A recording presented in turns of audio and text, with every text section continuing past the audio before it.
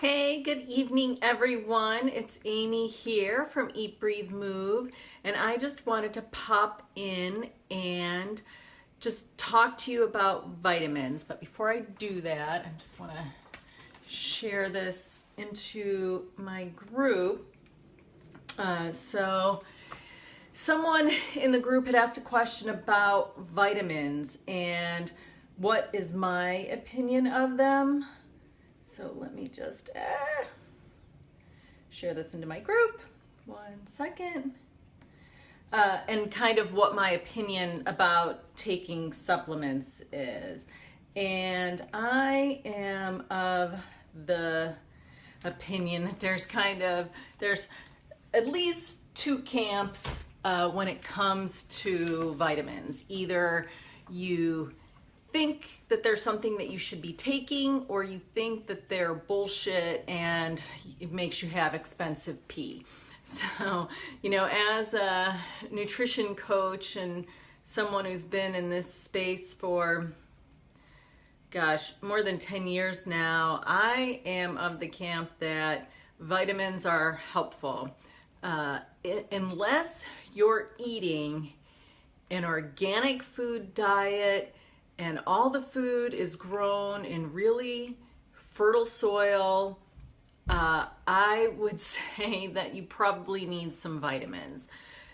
When we think about the food we eat, when we're eating a whole foods diet, all of our nutrients are coming from the food we eat. But where do those nutrients come from? Where does the vegetables and the fruits get their, what makes them so nutritious? And the answer is they get it from the ground, from the soil. And part of the problem that we have in the United States right now is how depleted our soil is. There are fertilizers that are used, they're chemical fertilizers, and they're usually, I want to say phosphorus, potassium, and magnesium. Is that PK? I can't remember, but I think it's something along those lines. But it's only three. You only get three nutrients in those in that fertilizer that goes into the soil. So the food being grown doesn't really get any substantial nutrients in it. And the other thing that's going on when you think of herbicides and fungicides that are being sprayed all over the crops, that's making the soil essentially dead.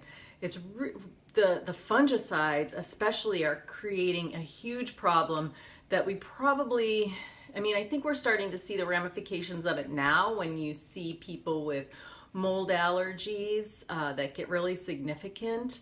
This is just from some documentaries I've seen about mold, and that was talking about basically by killing the mold with fungicide, you're bringing it back even more aggressive.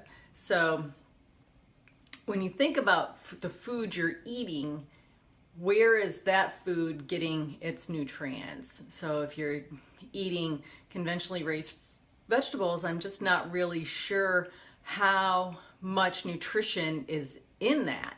And then the second part is, how long has that food been sitting at the grocery store before you bring it home? And then how long does it sit in your refrigerator before you eat it?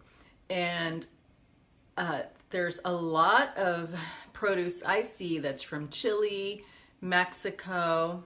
Mexico is not that far, but Chile is really far away. So if you're getting vegetables shipped in from Chile, it's going to take a long time to get here. It's going to sit at the grocery store, and then you're going to bring it home. So during that whole lifespan of transport, the food will be losing nutrients as well.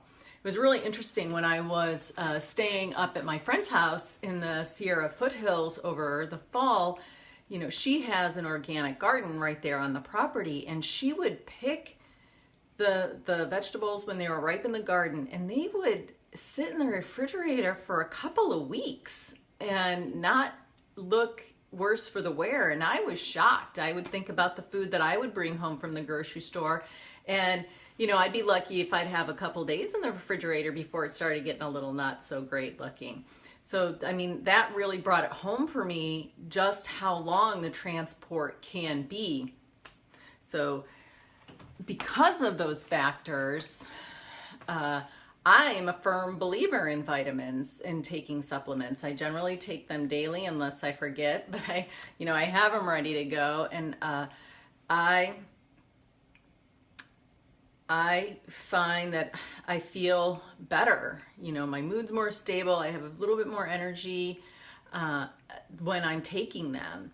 And when you do think about taking vitamins, it's really important to get the highest quality vitamins that you can. There's no point in spending money on vitamins if you're going to get Centrum or One A Day or grocery store brands or even drugstore brand vitamins. Just don't even bother. If that's all you can get your hands on, just skip that.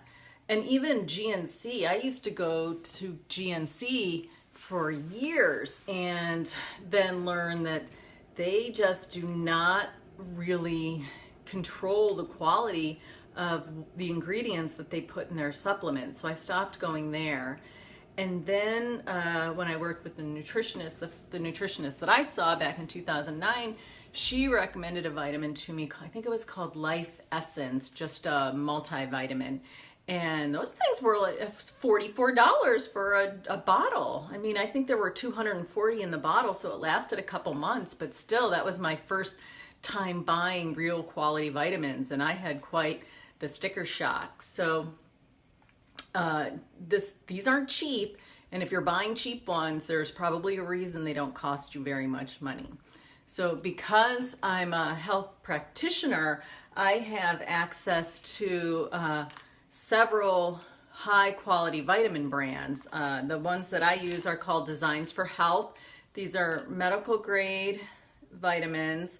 The company does a ton of research and is very concerned about the quality of the ingredients they put in their product. And I'm lucky because I can get these at wholesale for myself, that it makes it really reasonably priced, because these, again, you're going to pay for quality. And if you don't want to pay for quality, I would say just buy the highest quality vegetables that you can get. Don't spend your money on vitamins if you're going to get the cheap stuff. So here's just a little sampling of what I take. I can have a tendency to go overboard with these, especially because I can get them at the discount. So right off the bat, I recommend that everyone take just a daily multivitamin. It's just going to have a litany of the things that we're not going to, that you want to have in your diet that you might not be getting. So the things that I look for specifically are in the B vitamins. I'm looking for the active form of the B vitamins. So I actually have this gene SNP where it's called methylation, when the B vitamins go through the enzymatic process, and then they don't, for me, I have trouble converting from the inactive form to the active form, which is the methyl form. So I look, especially with vitamin B12, I'm looking for methylcobalamin.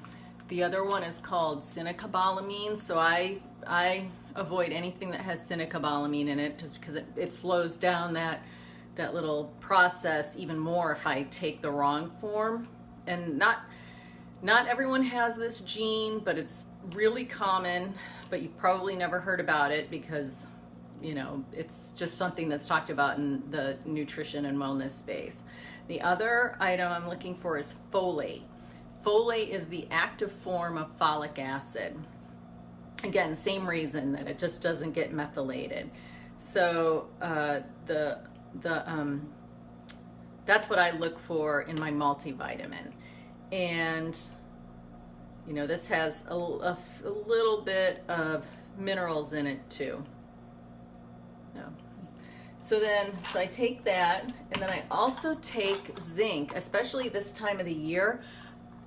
I just don't get sick. So I was at work.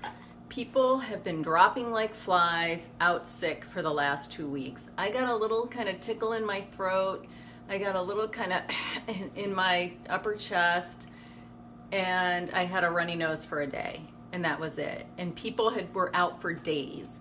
So again, I don't know if it's the vitamins or the fact that I am eating my own food. I've not been drinking, which of course that's going to help my immune system by not drinking and just taxing it to that much. But whatever I'm doing is right, and part of what I'm doing are taking supplements.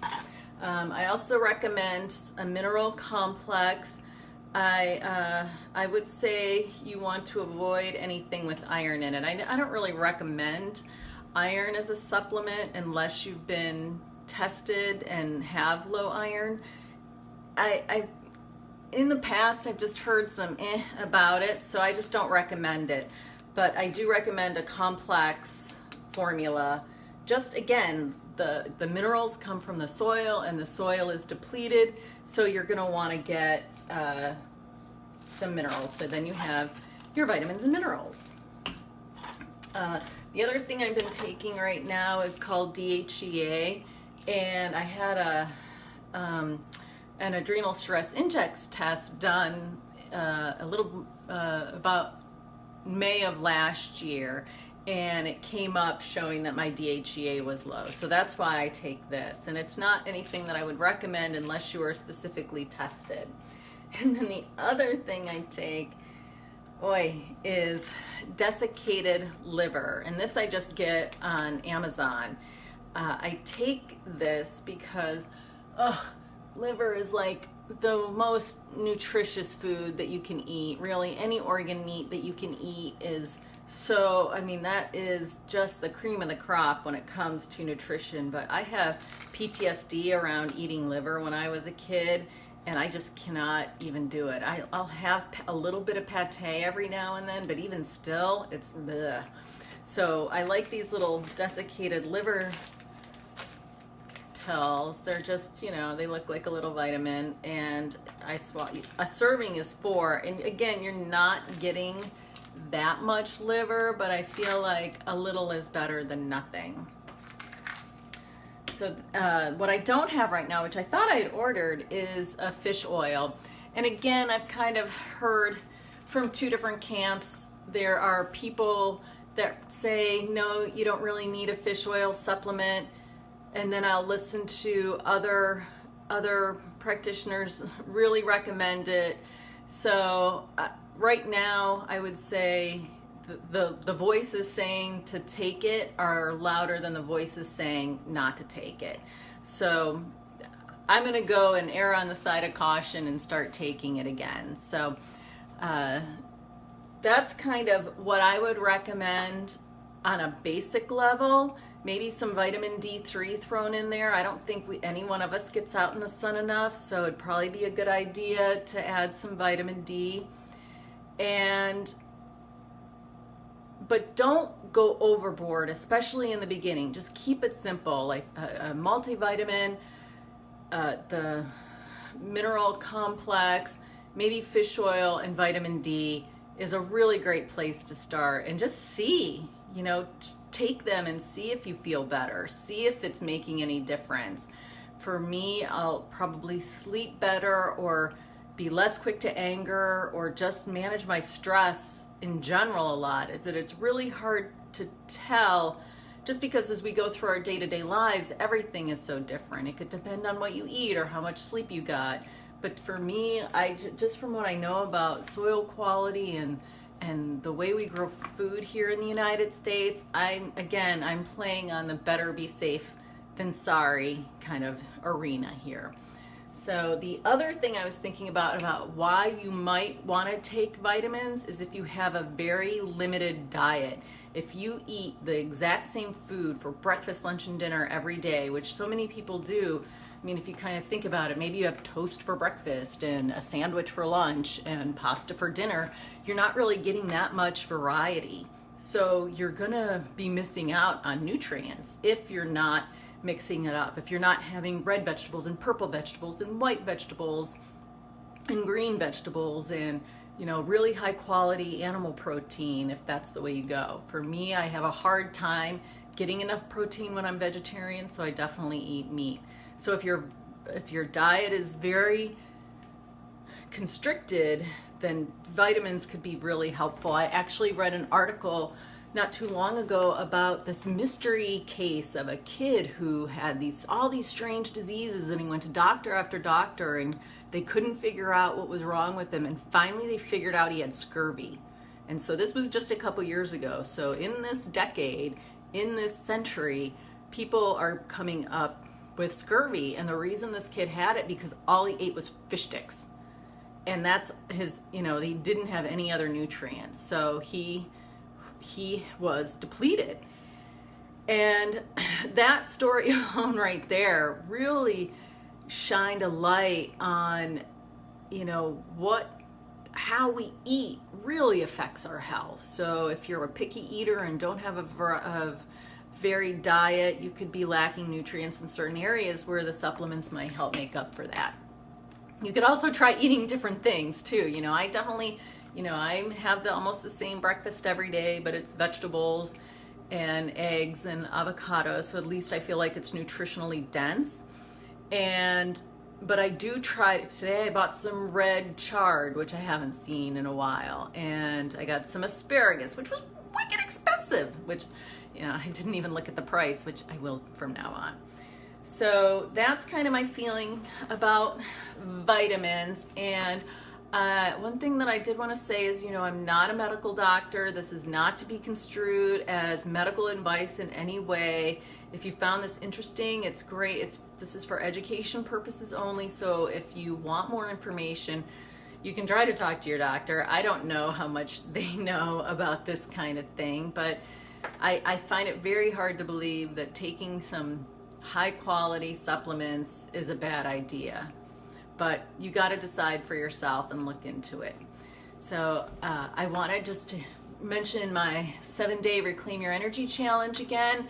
That I'm actually going to run a live challenge in my group. So I'll be promoting that and getting more information out about that next week and the week after.